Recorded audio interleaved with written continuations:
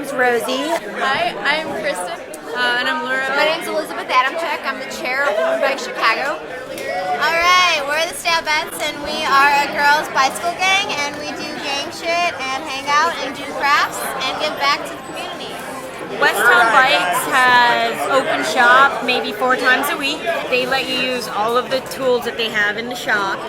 Women Bike Chicago exists to help empower women and give women a safe place in which to embrace cycling as a form of transportation and recreation.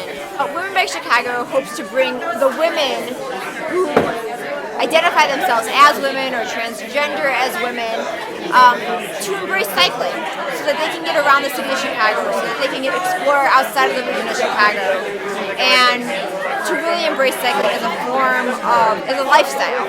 And I joined Women Bike Chicago because I love riding my bike, and I love anything that gives women a louder voice in the city, and I like that it's a bunch of ladies getting together doing something fun.